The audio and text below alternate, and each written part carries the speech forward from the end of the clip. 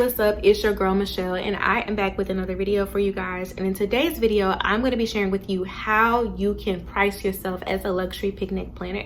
And I'm going to also give you my formula on how I decided to price myself when it comes to my luxury picnic business services. This is just for the service part. I'm not going to be covering the product side. If you do offer like any add-ons or products or whatever like that, rentals, I'm not going to be covering that too much in this video. I'm mainly going to be covering just the service part of the business. So yeah, this has definitely been one of the most requested questions, or one of the most DM questions, is how do you price yourself? You guys have been hitting me up like, girl, I don't know how to price myself, what do I do? So this is just something to help you guys, and I hope it helps. But before we get into this video, go ahead and give this video a thumbs up. Don't forget to subscribe to this YouTube channel if you want more content like this from me. And yeah, let's get right into it. Hold on, before my phone dies, let me go ahead and, well, dang, Michelle, you done pulled it out the doggone thing, girl. Okay, well, let me make this quick before my phone dies because I'm on 10%. Okay, so the first thing when it comes to having a luxury picnic business that you want to think about, you want to look at the market and you want to kind of see what other luxury picnic planners are charging, but just kind of keep that on the back of your mind. Don't charge yourself and then, like, you know, undercut yourself or put yourself in like the middle ground. You want to make sure that you're going to be charging specifically for your time, the energy, and your goods that you're providing and the overall experience. So yes, look at different, you know, picnic planners and see what they're charging, but just keep that in the back of your mind just so you can kind of see what the market is charging. But you don't want to be to pretty much start undercutting yourself or underpricing yourself than other people in the market. You want to charge for what you're worth and what kind of value and what quality that you bring to your clients. So that's my first thing. My second thing is you want to, sorry if I'm looking down. My second thing is you want to know who your target audience is. So you want to know your demographic. You want to know, or you want to know your demographic. So to do this, you can definitely come up with an avatar of, like, you know, who you want your ideal clients to be, all of that jazz, you know, where they shop, you know, how much income do they bring in, what they like to eat, what they like to do, you know, all of that jazz, if they went to school or not. You want to come up with your ideal target.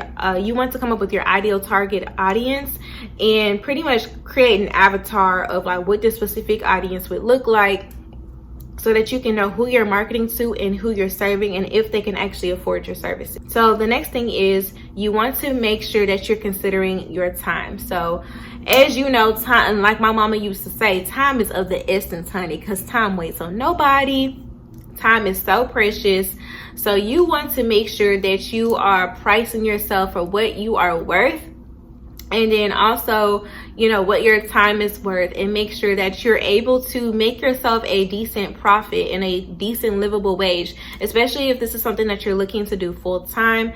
I personally do not do this full time as of right now. I do it on the side because it goes along with my other business, which is a floral business that I have. I am a florist, and then I also have another business that I have, which is a self-care business. So this isn't full-time. This is just a mixture of all the other businesses that I have going on, but I still want to make sure that I'm pricing myself as if I am going to do this full-time, if that makes sense. So anywho, so I'm going to go ahead and give you guys this formula that I use to help me price myself. This is how I figured out my pricing, and hopefully it helps you. I created this whole cute little formula, and this is how I would price myself when I was actually doing like event planning and stuff like that, like knowing how I would price myself when I would actually, you know, go on site for clients, when I would price like to plan out a whole entire event for clients. This is how I would charge myself, or come up with my hourly rate, if that makes sense. So the first thing you want to do is you want to go ahead and add up all of your household expenses. So the rent, the water, the lights, your car insurance, car note, I don't know, phone bill, Wi-Fi bill, all of your basic home necessities, so that at least if you don't make anything else, you can apply this money to towards your bills in your home, if that makes sense. Like, you want to make sure that your time is covering to be able to pay your bills, okay? So add up all those bills that you have, just your main household bills. For me, I added up all my bills, and all my bills, just my main core bills, is not including groceries, just your main core bills, not including groceries or anything. This is my main core bills that I pay to, you know, my landlord, or, you know, my apartment complex, the people for my car note. Like, it's going to somebody else, okay? Groceries, I'm personally going and picking out, and, you know, I can budget here and there, but these are the main core bills that don't fluctuate. They always going to be the same pretty much. So for me, all my main core bills came out to $2,652 for just my main core bills. This is not including any food, groceries, any like little miscellaneous stops to Walmart or whatever, just my main core bills. So I took that number and I divided that by 30 days. And the reason why I divided it by 30 days is because typically there's 30 days in a month. On every average month, it's typically 30 days. So I divided that number by 30 days. And then I took that number and I divided it by 2. That gave me an hourly rate of $44.20, which I feel like is a perfectly fair number for an hour of my time when it comes to setting up and doing decorating and things like that. I feel like that's a very fair rate.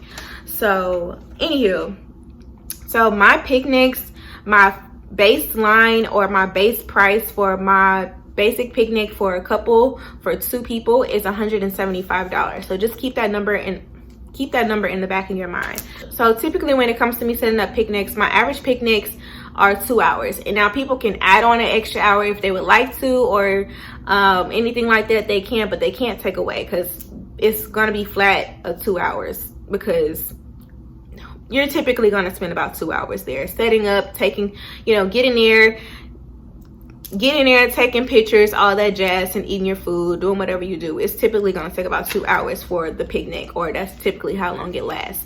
Now, I also like to go ahead and add the time that it takes me to set up. So typically for a picnic for just 2 people, it takes me about 30 minutes to set up. It's fairly simple. It doesn't take that long for 2 people. Now, when it gets into, like, you know, bigger parties, of course, it's going to take more time because you have a lot more stuff. But typically for a picnic for just 2 people, it takes me about 30 minutes.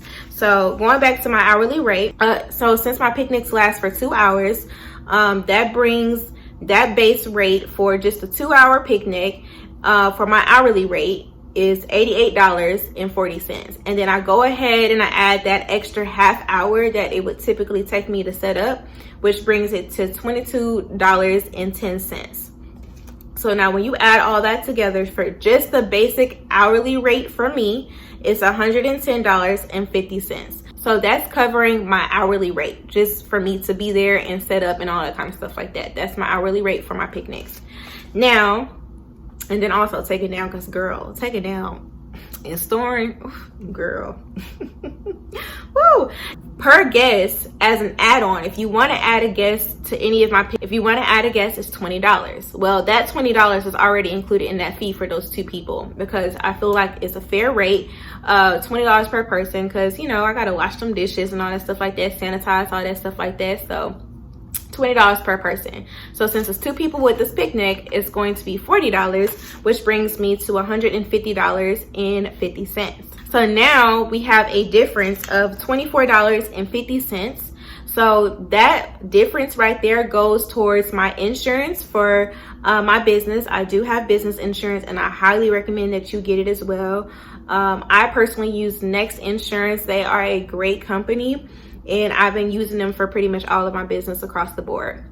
So anywho, so that covers that $24.50 goes towards my insurance, you know, the wear and tear of my car, the gas, and and then me doing things like sanitizing and cleaning things after the picnic. So that's how I came up with my rate. I hope that makes sense. This is just my basic picnic rate, and then this also can be applied to pretty much any other size picnic. You would just take these same numbers and apply it towards that. So apply your hourly rate as well as like your guest additional guest rate towards that. So I hope this makes sense. You want your picnics to be able to get clientele, so you don't want to be too expensive, but you also don't want to be undercharging yourself, because this stuff do take time and it does take a lot of energy, honey. So you do want to make sure that you are pricing yourself fairly and you're able to make a profit and you're able to, you know, be successful in this business. So I hope this helped. I hope it made sense, child. If it did, go ahead and give this video a thumbs up. Don't forget to subscribe to my YouTube channel if you want more content like this from me. I have so many videos coming up for you guys. I've been seeing your comments, I've been seeing your DMs and things like that. So I do have more content coming for you guys. So yeah, and also let me go ahead and add this because my phone is about to die. I'm on like 2%. But if you are not in my Facebook group for luxury picnic designers, go ahead and join my Facebook group. It is down below.